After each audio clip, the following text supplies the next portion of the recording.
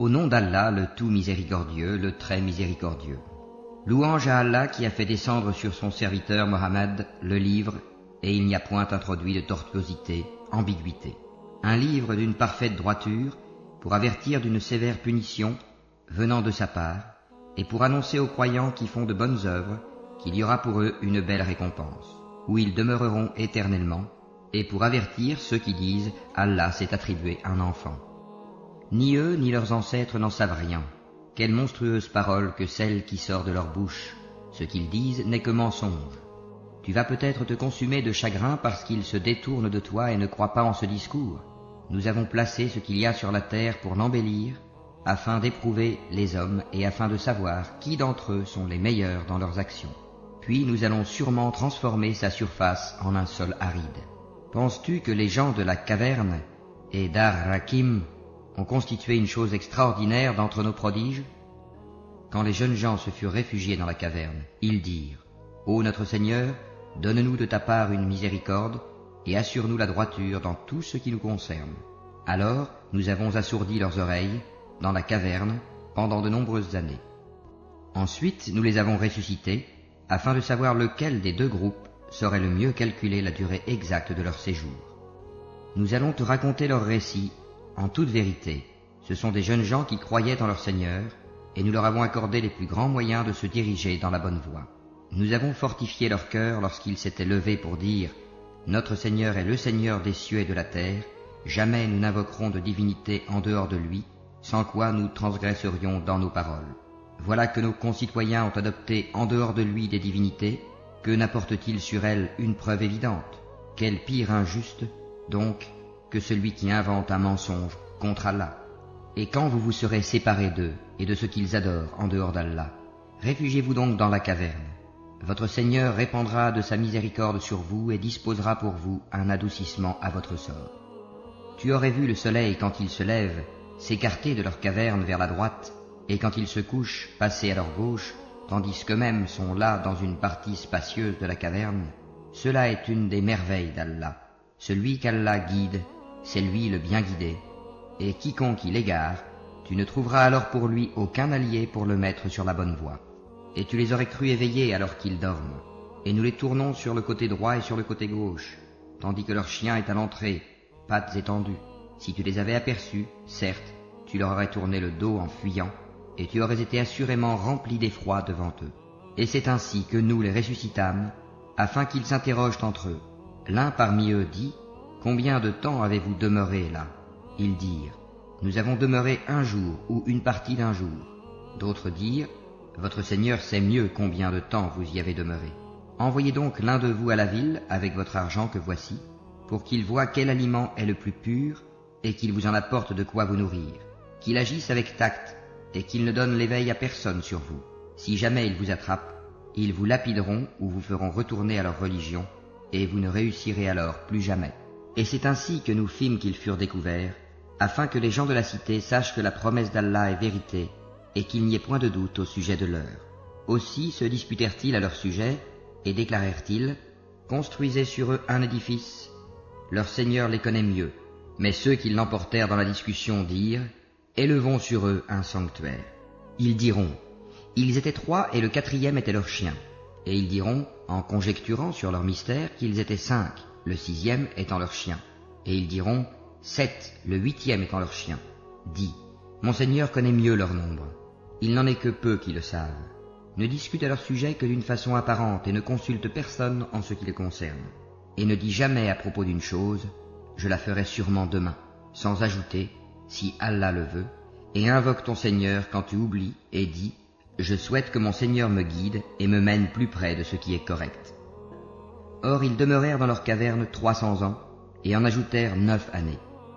Dis, Allah sait mieux combien de temps ils demeurèrent là. À lui appartient l'inconnaissable des cieux et de la terre, comme il est voyant et audient. Ils n'ont aucun allié en dehors de lui, et ils n'associent personne à son commandement. Et récite ce qui t'a été révélé du livre de ton Seigneur. Nul ne peut changer ses paroles, et tu ne trouveras en dehors de lui aucun refuge.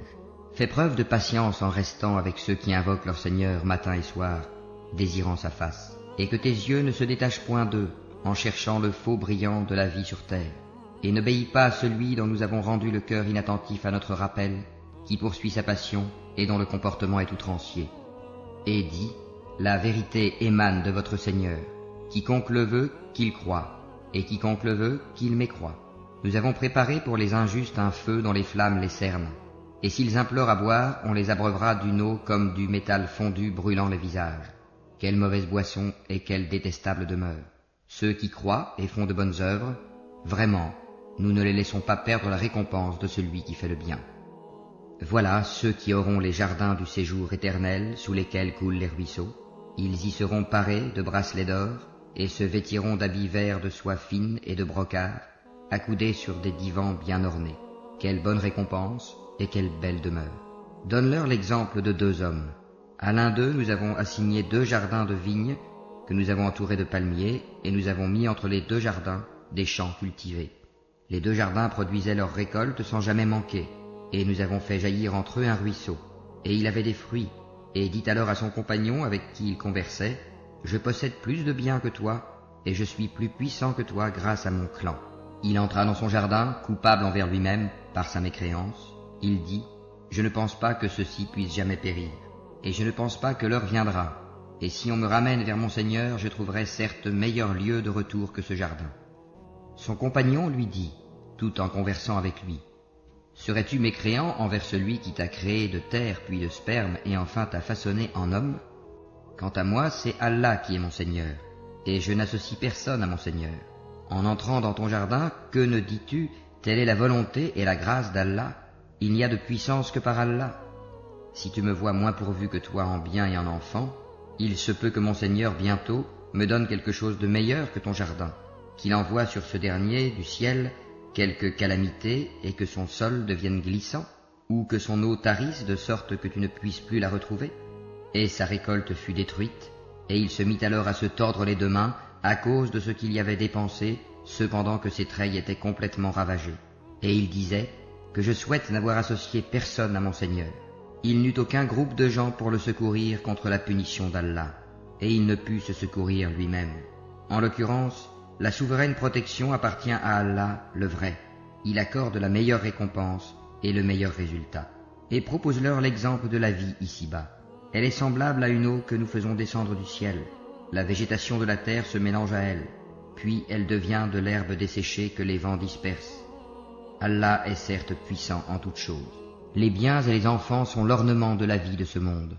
Cependant, les bonnes œuvres qui persistent ont auprès de ton Seigneur une meilleure récompense et suscitent une belle espérance. Le jour où nous ferons marcher les montagnes et où tu verras la terre nivelée comme une plaine, et nous les rassemblerons sans en omettre un seul.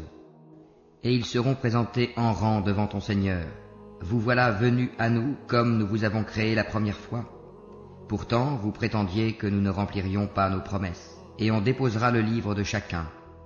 Alors tu verras les criminels, effrayés à cause de ce qu'il y a dedans, dire « Malheur à nous, qu'a donc ce livre à n'omettre de mentionner ni péché véniel, ni péché capital ?» Et ils trouveront devant eux tout ce qu'ils ont œuvré, et ton Seigneur ne fait du tort à personne. Et lorsque nous dîmes aux anges « Prosternez-vous devant Adam », ils se prosternèrent, excepté Iblis, Satan, qui était du nombre des djinns, et qui se révolta contre le commandement de son Seigneur. Allez-vous cependant le prendre, ainsi que sa descendance, pour allier, en dehors de moi, alors qu'ils vous sont ennemis? Quel mauvais échange pour les injustes! Je ne les ai pas pris comme témoins de la création des cieux et de la terre, ni de la création de leur propre personne, et je n'ai pas pris comme aide ceux qui égarent. Et le jour où il dira « Appelez ceux que vous prétendiez être mes associés », ils les invoqueront, mais eux ne leur répondront pas. Nous aurons placé entre eux une vallée de perdition. Et les criminels verront le feu, ils seront alors convaincus qu'ils y tomberont et n'en trouveront pas d'échappatoire. Et assurément, nous avons déployé pour les gens dans ce Coran toutes sortes d'exemples. L'homme cependant est de tous les êtres le plus grand disputeur. Qu'est-ce qui a donc empêché les gens de croire lorsque le guide leur est venu, ainsi que de demander pardon à leur Seigneur, si ce n'est qu'ils veulent subir le sort des anciens ou se trouver face à face avec le châtiment? Et nous n'envoyons des messagers que pour annoncer la bonne nouvelle et avertir. Et ceux qui ont mécru disputent avec de faux arguments afin d'infirmer la vérité et prennent en raillerie mes versets, le Coran, ainsi que ce châtiment dont on les a avertis. Quel pire injuste que celui à qui on a rappelé les versets de son Seigneur et qui en détourna le dos, en oubliant ce que ses deux mains ont commis. Nous avons placé des voiles sur leur cœur, de sorte qu'ils ne comprennent pas le Coran, et mis une lourdeur dans leurs oreilles. Même si tu les appelles vers la bonne voie, jamais ils ne pourront donc se guider. Et ton Seigneur est le pardonneur, le détenteur de la miséricorde. S'ils s'en prenaient à eux pour ce qu'ils ont acquis, il leur hâterait certes le châtiment, mais il y a pour eux un terme fixé pour l'accomplissement des menaces contre lequel ils ne trouveront aucun refuge. Et voilà les villes que nous avons fait périr quand leurs peuples commirent des injustices, et nous avons fixé un rendez-vous pour leur destruction. Rappelle-toi quand Moïse dit à son valet « Je n'arrêterai pas avant d'avoir atteint le confluent des deux mers, dussé-je marcher de longues années. » Puis, lorsque tous deux eurent atteint le confluent, ils oublièrent leur poisson, qui prit alors librement son chemin dans la mer. Puis, lorsque tous deux eurent dépassé cet endroit, il dit à son valet « Apporte-nous notre déjeuner, nous avons rencontré de la fatigue dans notre présent voyage. » Le valet lui dit « Quand nous avons pris refuge près du rocher, vois-tu, j'ai oublié le poisson. Le diable seul m'a fait oublier de te le rappeler.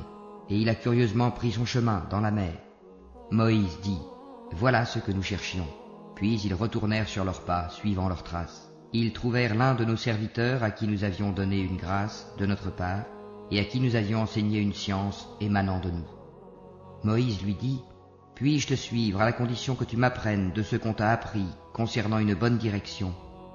L'autre dit « Vraiment, tu ne pourras jamais être patient avec moi. Comment endurerais-tu des choses que tu n'embrasses pas par ta connaissance ?» Moïse lui dit « Si Allah veut, tu me trouveras patient, et je ne désobéirai à aucun de tes ordres. Si tu me suis, dit l'autre, ne m'interroge sur rien tant que je ne t'en aurai pas fait mention. » Alors les deux partirent, et après qu'ils furent montés sur un bateau, l'homme y fit une brèche. Moïse lui dit « Est-ce pour noyer ces occupants que tu l'as ébréché?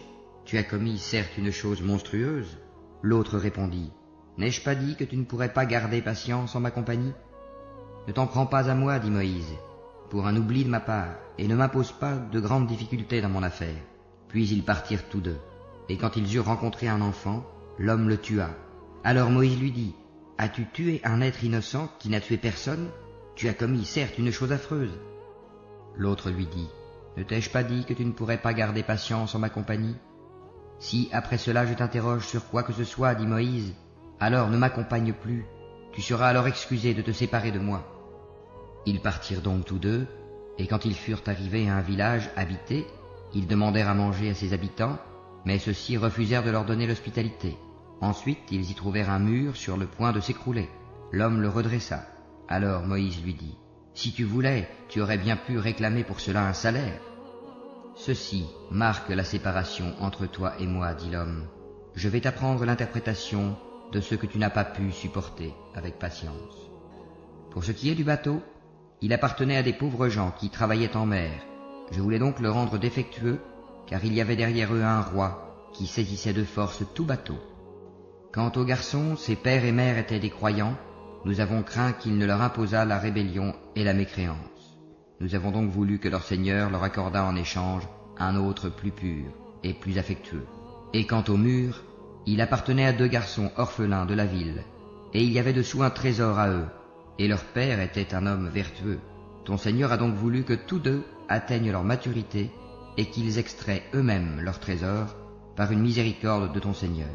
Je ne l'ai d'ailleurs pas fait de mon propre chef. Voilà l'interprétation de ce que tu n'as pas pu endurer avec patience. Et il t'interroge sur Dhul Qarnayn. Dis, je vais vous en citer quelques faits mémorables. Vraiment, nous avons affermi sa puissance sur terre, et nous lui avons donné libre voie à toute chose. Il suivit donc une voie, et quand il eut atteint le couchant, il trouva que le soleil se couchait dans une source boueuse, et auprès d'elle, il trouva une peuplade impie. Nous dîmes, ô Dhul Qarnayn, ou tu les châties, ou tu uses de bienveillance à leur égard. Il dit, quant à celui qui est injuste, nous le châtierons, ensuite il sera ramené vers son Seigneur qui le punira d'un châtiment terrible. Et quant à celui qui croit et fait bonne œuvre, il aura en retour la plus belle récompense, et nous lui donnerons des ordres faciles à exécuter. Puis il suivit une autre voie, et quand il eut atteint le levant, il trouva que le soleil se levait sur une peuplade à laquelle nous n'avions pas donné de voile pour s'en protéger. Il en fut ainsi, et nous embrassons de notre science ce qu'il détenait. Puis il suivit une autre voie, et quand il eut atteint un endroit situé entre les deux barrières, montagnes, il trouva derrière elle une peuplade qui ne comprenait presque aucun langage. Ils dirent « Ô Dhul-Qarnayn, les Ya'juj et les Ma'juj commettent du désordre sur terre. Est-ce que nous pourrons t'accorder un tribut pour construire une barrière entre eux et nous ?» Il dit « Ce que mon Seigneur m'a conféré vaut mieux que vos dons. Aidez-moi donc avec votre force, et je construirai un remblai entre vous et eux. Apportez-moi des blocs de fer. » Puis, lorsqu'il en eut comblé l'espace entre les deux montagnes, il dit « Soufflez. » Puis, lorsqu'il eut rendu une fournaise, il dit « Apportez-moi du cuivre fondu, que je le déverse dessus. » Ainsi, ils ne purent guère l'escalader, ni l'ébrécher non plus.